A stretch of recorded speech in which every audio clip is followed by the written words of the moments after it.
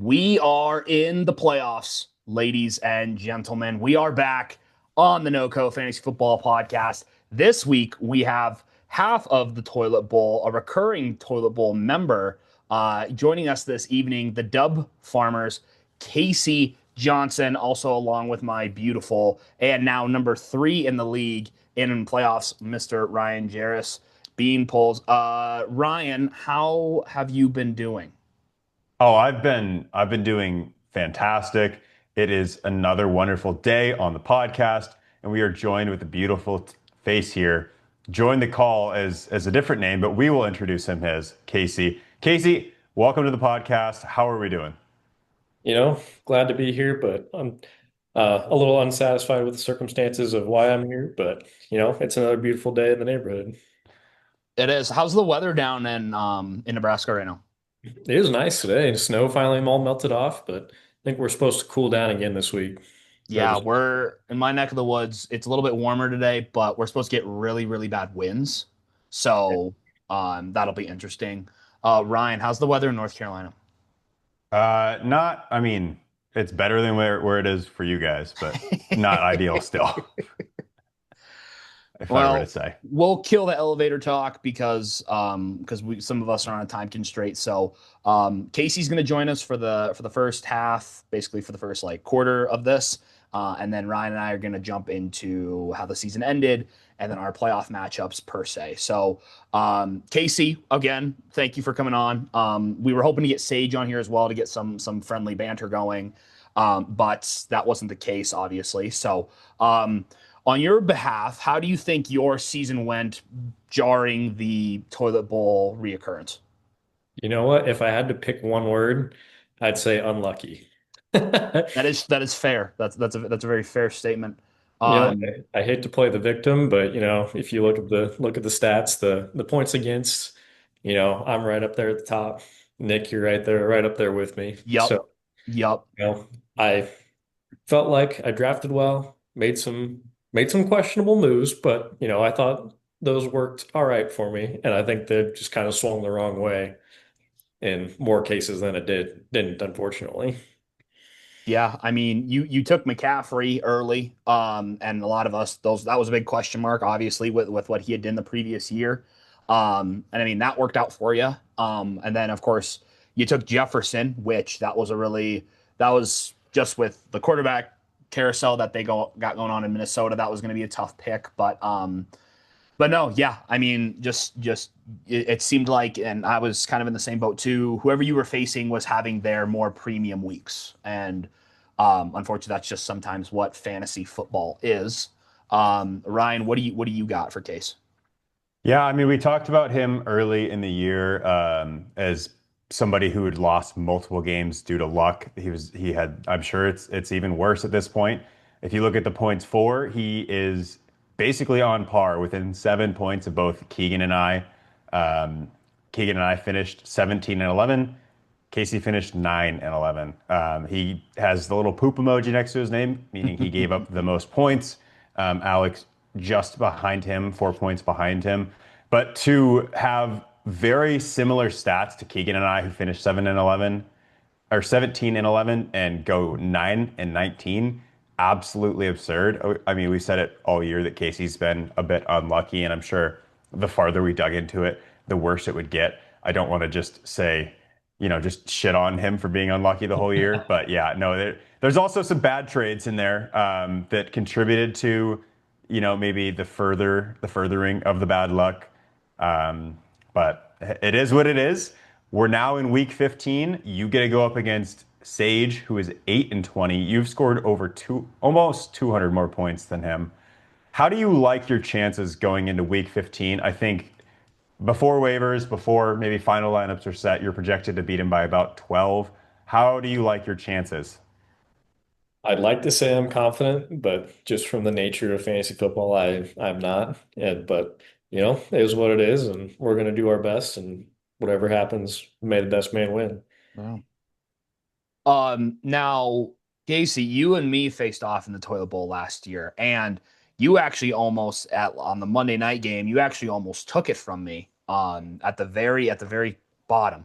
So I was very grateful that didn't happen. But Losing last year and then potentially on the rocks again this year, has that caused any internal warfare within your own home with your new wife? Does that reflect poorly on vital decision making skills or management operations within the Johnson home? I hope it doesn't reflect my husbandly duties, but I try and always, she always comes first, and you know, I try and isolate her from my fantasy football woes. That's Now that's that could be fair. part of the trouble, is you say she always comes first. In my household, fantasy football comes first, so maybe that's like the disconnect. You're not good at fantasy. I'm not good at like getting a wife. Maybe that's the That's the disconnect. correlation. I Hey, did I have a totally I had a question. I was told that Jenna was going to be on the podcast, so I had a question written down for her. So I'm going to go ahead and read that as if she were here. okay. You may answer for her. You may refrain to answer.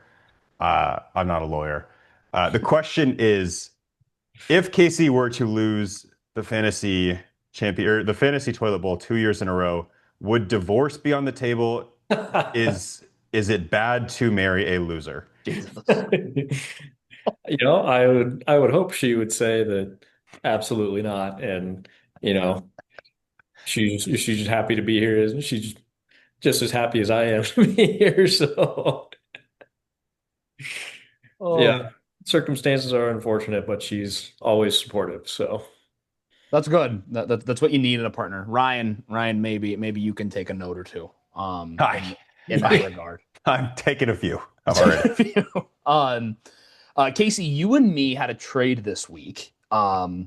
If we want to get into that trade, I'd love to. Maybe you can talk on your behalf of the side of the argument, and I can talk on mine. You traded me Judkins and London for Brown and Genty. Um, Now bearing their performances, how do you feel? What did you feel after the trade? How did that feel for you before any matchups happened? I think it was pretty even trade, honestly. Mm-hmm. I got what I needed out of it. I didn't love the giving up Judkins part because I didn't love the Genty matchup this week, which was obvious in the outcome of the game and the points scored and such. But Right. AJ Brown's solid. Drake London's been out for the past couple weeks. He's been week to week for however long now, and Mm-hmm. wasn't doing me any good in a must-win game. So I think Yeah. I got what I needed out of it. Yeah. So No. it didn't end up helping me much.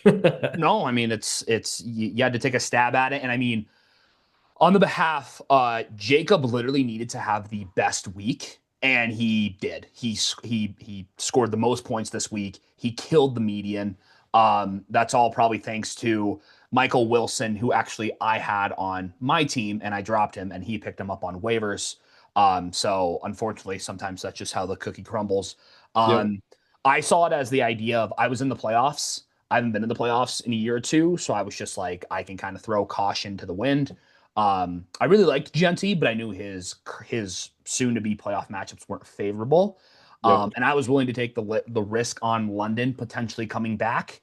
And Brown was also he had came off three straight, I think 5+ reception, close to 100-yard games, and at least three touchdowns in those past couple games. So um, I knew you kind of needed the firepower more, and I liked the idea of getting um, London potentially on a healthy week. He didn't practice today, so that's kind of tough for week one of the playoffs.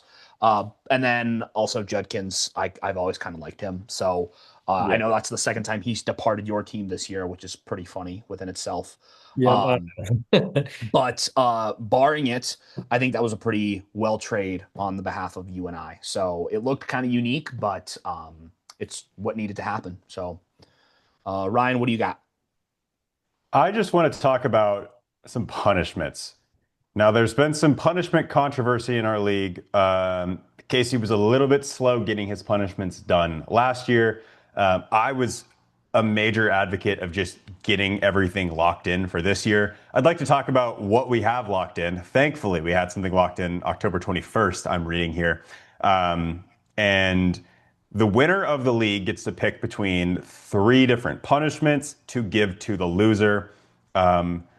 I'll just read through them. So the first one is the Joey Chestnut Hot Dog Challenge. The The losing individual is only allowed to eat hot dogs until they take down Joey Chestnut's record of 76. No other food allowed until they take down 76 wieners and buns. That's number one. Number two is the loser has to go bowling and has to shoot a perfect game. They can have their score, and every beer is 10 pins, every hot dog is 5, and if you get a pitcher, it's 50. Need photo evidence of the scoreboard and every empty glass slash plate, depending on how. Yeah, no, that's it. And then it's the sorry, Casey had some extra text in there that I didn't need to read. And then there's the Waffle House challenge, 24 hours in the Waffle House. Every waffle they eat, it's 1 hour subtracted for them time. Casey, say you lose today. Which of these scares you the most? Which of these are you hoping you get? Be careful how you answer this I know, because that's what No, I'm no, be no, no, saying. don't be Yeah. careful. Don't be careful. Yep. Yep. Honestly, they're all kind of on the same level, you know? I like the hot dogs. Hot dogs, who doesn't like a hot dog? And no free shout outs, but if I gotta go with the Joey Chestnut challenge, we gotta go with the Fairbury Franks. The big red Husker dogs.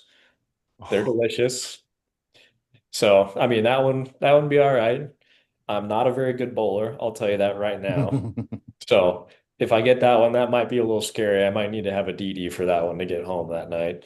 Dude, I think bowling would be like so much like I think bowling and then just eating drinking beer and eating hot that'd be such a great time.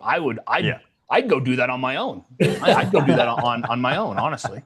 I think if I had to pick one for myself to do, I think it would be that one, just because, you know, like you said, bowling and beer and, hot dogs, chicken wings, whatever it is, Yeah. then if I had to pick one, that's probably what it would be. And But you could then probably have Brett come by and hang out and Jenna and people can come root you he's probably on. my DD. So, Yeah.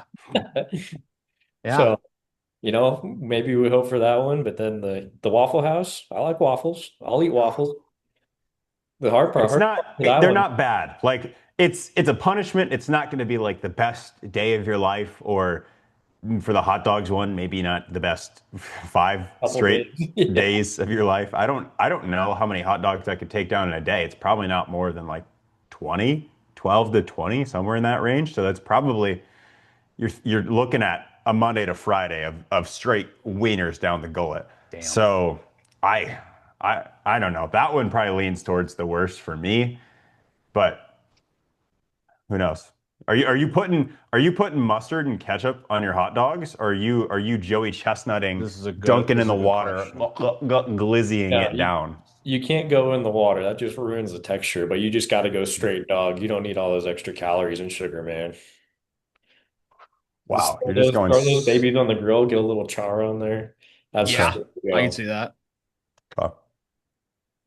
Well, that about wraps up our time here. Casey, I have one more question for you. Ryan, did you have another one before we send him home?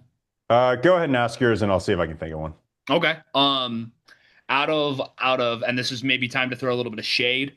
Out of all of our league mates, who is someone that maybe you don't care to play against, or someone that you don't want to see kind of continue in the playoffs? Honestly, I wouldn't hate to see anybody win except Keegan. I don't want Keegan to win again. He's had his time in the light. That's He good. can, That's fair. There we go. uh, That's fair. he can take his time in the back seat, but if I had to root for somebody, maybe Alex. I wouldn't mind seeing Alex win, Hmm. just because. I mean, the guy's got his God squad all year, but they haven't lived up to their reputation. Yeah. Yeah. So then, flip side, who would you, Alex? Would that be the guy you want to see out of our playoff teams make it? Yeah, I'd say so, probably. Okay. Perfect. Well, Ryan, why don't you round us off? That was the exact question that I was going to ask right as you started. I was like, Oh, okay. I guess okay. So if you had to pick somebody that you were like, I've got a magic wand. I pointed at you. You're losing this week. Who are you? Who are besides Sage? Who are you taking out of the playoffs this week? Ooh, gotta be Kobe. Love I that. I But don't know he's if that's still, possible with his first round bye, but I kind of like the choice. I Yeah. know, but he's gotten a little high on his horse. He needs to be. I He like is. all congratulations to the guy. He's earned it, but you Wouldn't be bad to see him knock down a peg. For somebody who's never made it to the semifinals, this is his first time making it only because he got a bye. Yep. He's talking a lot this Yes, year. He's talking a lot. Well, he's got the room. I started lipping off to Jacob the moment I got into the playoffs because I knew I had room to talk. Like it's just that's just natural. So like I I said, respect it. all fairness to him, and he deserved it, and I give all my love to the guy. But yep, you gotta be humble at the top, man. He's the head. Well, there we go. Well, Casey, Dove Farmers, we appreciate you being on. We wish you the best of luck this week as you go into another toilet bowl. We're praying that you come out on the positive side of this one. It probably won't look good slash feel good to do back-to-back years of punishments. So we will be rooting you on from the other side of the picket fence. So, Thanks, um, man. yeah, we will catch up with you later. But thanks for coming on. All right, dude. Yeah, appreciate you guys. Yeah. Yeah, we'll talk Thanks to you for later. coming, Case. See you Take guys. care. Man, that guy, he's losing. Yeah, Sage is God. beating his ass. Thank Like thank that God is he got out of it. That's there is not a single chance in the world that he's winning this week. I don't know. We'll see. Alrighty.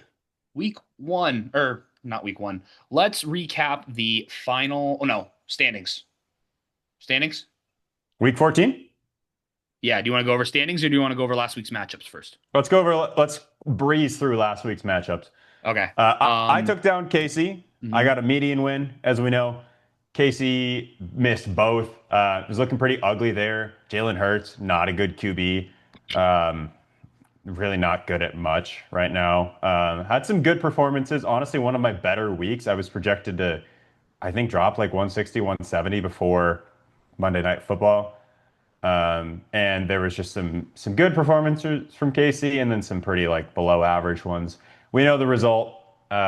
Nico Collins and AJ Brown did great things for him as well as ETN and Matt Stafford. Good waiver wire pickup, Matt Stafford there.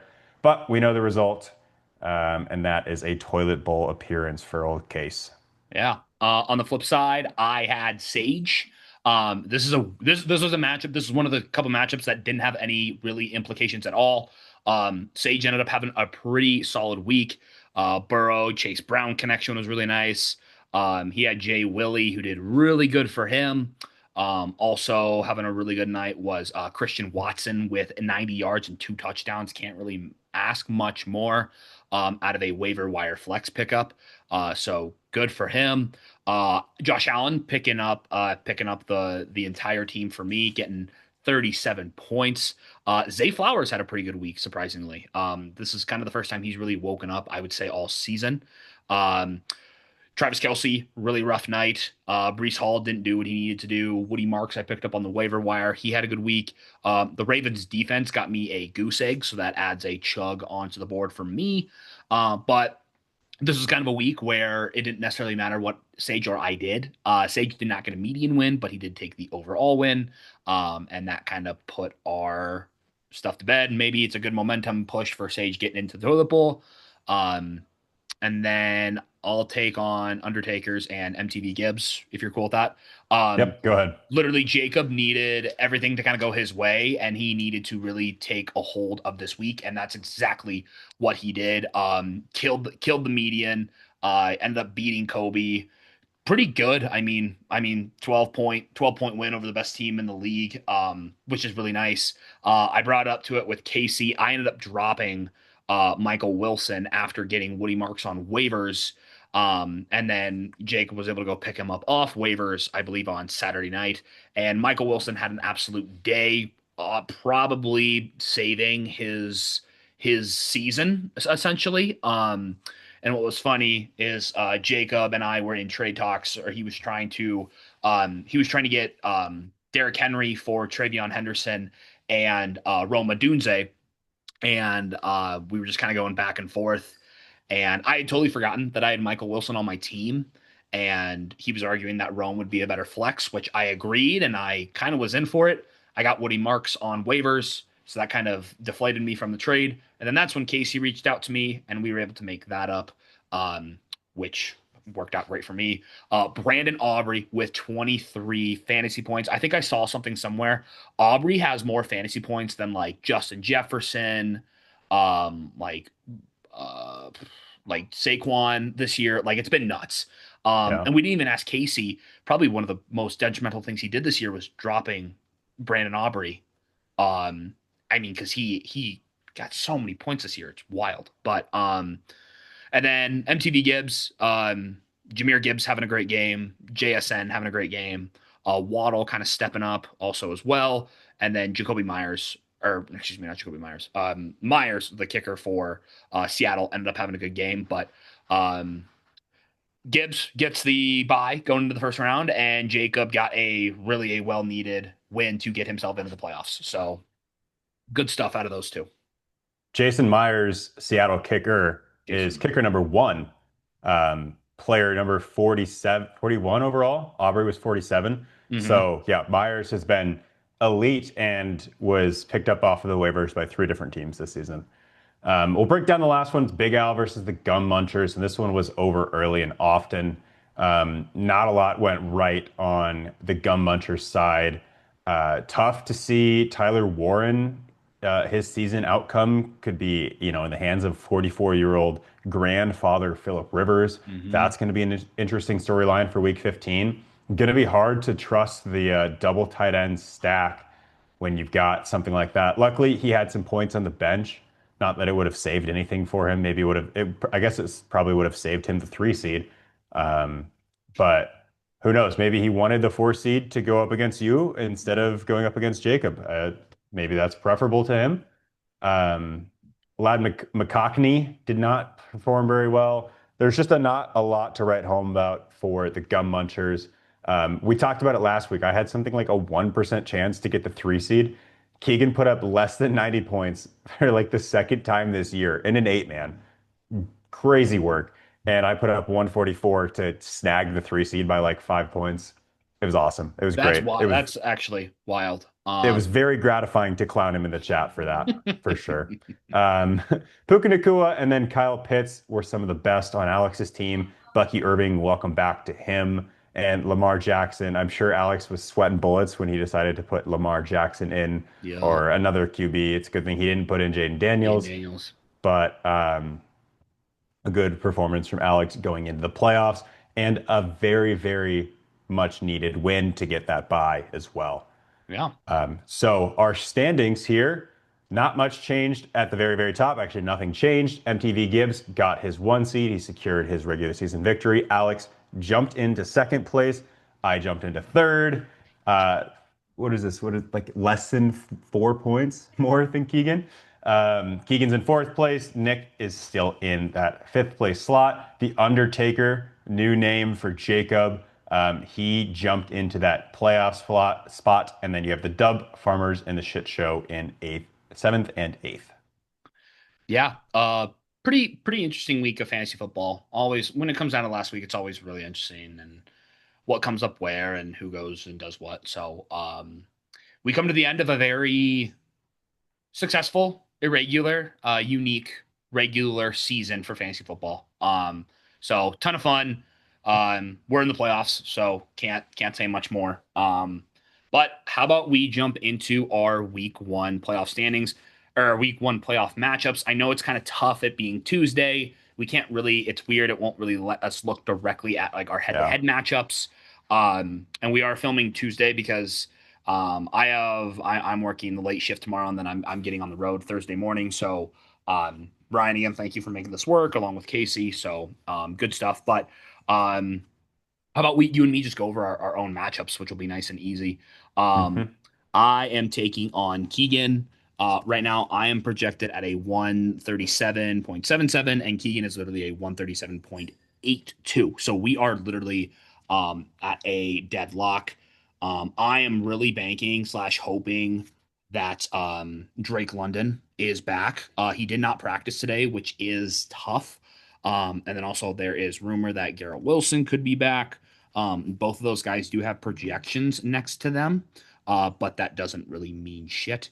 I will be probably swapping Jordan Addison for Quentin Johnston if one of those guys do not become available. Minnesota's playing that Dallas secondary and that Dallas defense, which they have a good run game now, but the air raid is a little bit different. I'm going to jump to Keegan's team and try to look at that. Now, of course, I don't know. I can't see Keegan's stuff for this week because of just it being Tuesday. But I really like my matchup, which I normally don't get to say often. But if he's going to run that double tight end setup, I mean Trey McBride, they have the Houston defense, and they allow I think the fifth least amount of points to tight ends across the league. I mean that Houston defense is absolutely nuts. And then Tyler Warren as well. They're playing the Seattle defense. They're playing Seattle in Seattle. So another really good defense there. And then that QB room kind of up in arms right now. So it could really go either way. I'm expecting Jamar Chase to have a really good game. They're playing Baltimore. This is going to be a big game for the AFC North between Baltimore and Cincinnati. A lot has to go their way. And then at quarterback, I don't know if he's going to go with Bo Nix. Bo Nix is playing the Green Bay defense, which will be interesting. And then the Chiefs are playing the Chargers at home. So, kind of a tough, tough week. I know Keegan isn't here to back himself up, but it's going to be unique. I think I'm going to do pretty well. I really hope so. It'd be nice to get a solid playoff win. Now, Josh Allen probably will face one of the better AFC defenses that is not named the Denver Broncos in the New England Patriots. So that'll be pretty interesting. I think Henry has a pretty solid matchup against that Cincinnati defense. It's kind of been a flip of a coin ever since stuff's kind of really came back into play. But we'll see. It really all comes down to luck, and that's all fantasy football is. We really have no pull or any real say. It's just who's going to wake up at the right time and do anything. But I would like to say that my team will prevail and move on to the semifinals, which would be a matchup against the number one team in the league, MTV Gibbs. A couple notes on that. David Montgomery, RB2, goes up against the Rams. Tough matchup. And Josh Mm-hmm. Jacob goes against the Broncos. Another tough matchup. Lad McConkey goes up against the Chiefs. Um, who knows? Good matchup, bad matchup, not sure. So there are some tough, I think that Keegan is losing out on some of the matchups there. Mm-hmm. Um, I'm picking Team Jank Botico Hart Didi. Heart Didi. It's not love. Thank you. Hart Didi. Next up, we got me versus the Undertakers, the Beanpoles versus the Undertaker, excuse me. Singular. Just one. I have some good matchups. I mean, it's hard to say Jalen Hurts and Saquon Barkley are reliable at this point, but going up against the Las Vegas Raiders, that's a get right game if I've ever seen it in my life. Um, Something that could be really good or really bad. T. Higgins is in concussion protocol. He's arguably he's probably wide receiver too still. But if he goes down, I'm kind of pressed for a good substitution. I've kind of dealt away my depth, so I'm either having to play DeAndre Swift, Brian Thomas, or Ronde Gadsden, none of which I really love. Um, George Pickens could be wide receiver one this week if CeeDee Lamb is out. In games that he was out, he was terrorizing defenses. Mm-hmm. And the Minnesota Vikings haven't been great, so that could be a super big spot, especially because Jacob has CeeDee Lamb, he has Dak, he has Brandon Aubrey. So not only does CeeDee Lamb going out hurt his team, but it also really caps their upside because it's Dak's going to throw touchdowns, probably to George Pickens or passes to George Pickens, and it all kind of feeds the same machine. So it's not like that one of us is going to get super overpowered on the Cowboys unless CeeDee Lamb's in that, and then he can start to stack some points. Yeah. So really fingers crossed that CeeDee Lamb is out.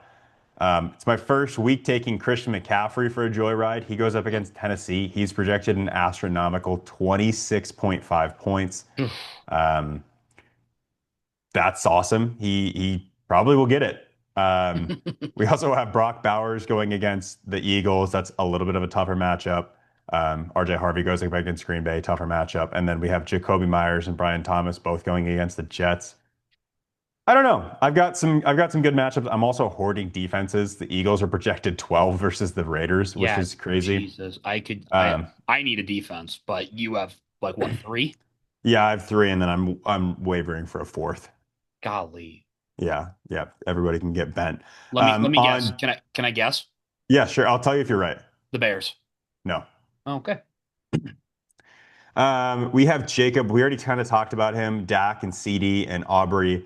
That was a big stack this week. They went for 20, 18, and 23.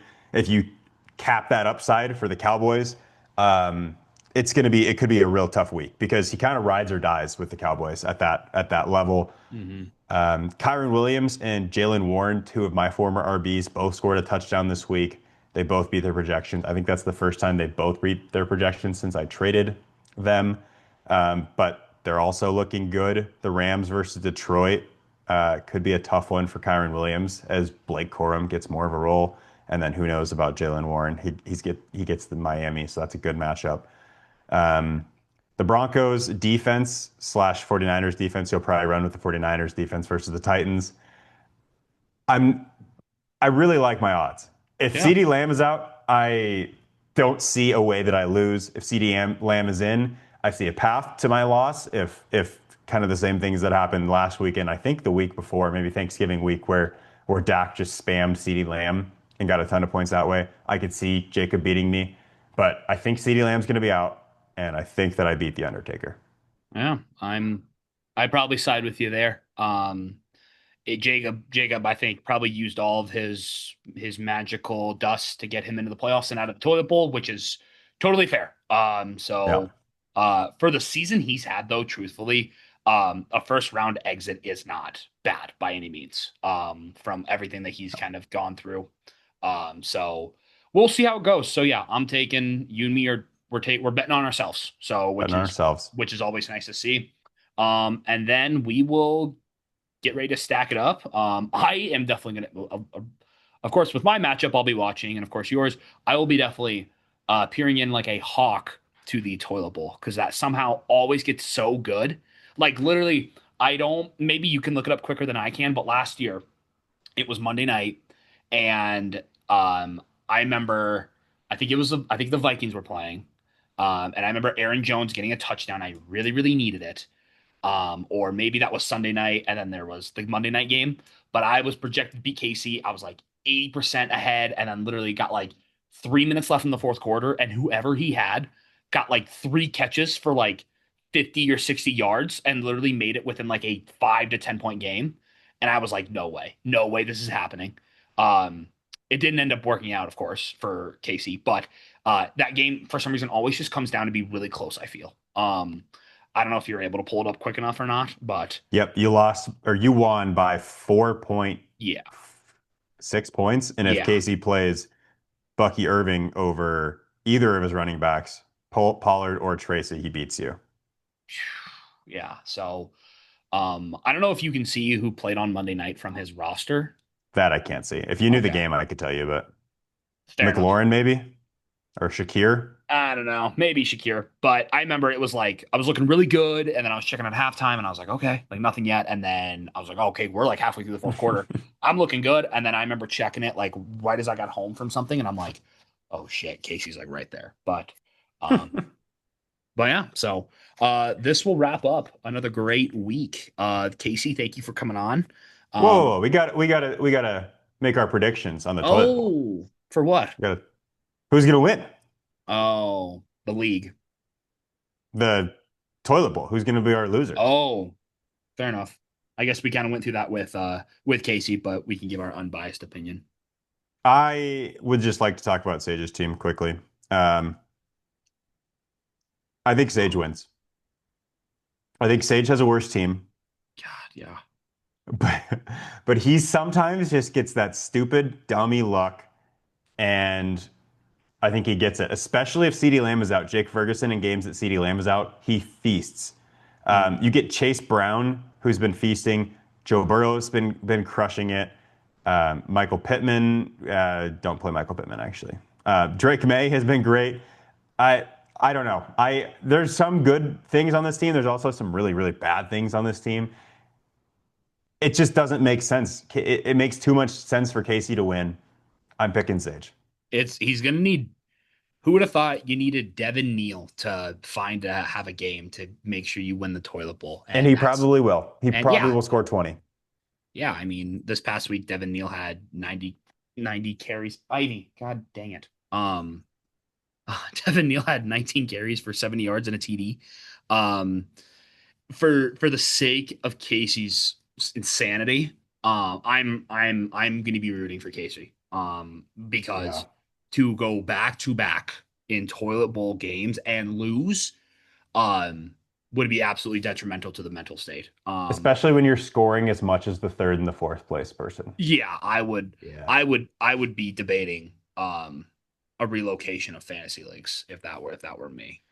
And I in no way want that. I think that he is a cornerstone to this league. So Casey, when you do lose twice in a row, do not give up hope. Just just think through your trades a little bit closer. Unless they're with me, then just trust what I say.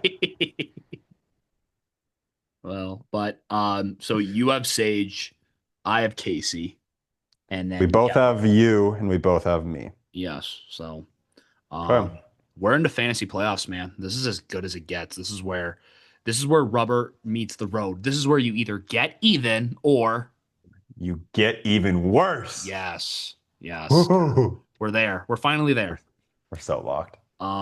Beautiful, Ryan. Do you have anything you want to clean up with or get out of here? No, man, I can't wait to see a week of you and me in the semis playing Kobe Yeah, and man. Alex. Yeah, that'll be good stuff. So, um, cool, man. This is a great episode again. Thank you, Casey, for coming on, and we will see you next week, hopefully with some good news. So, peace. Peace, gentlemen.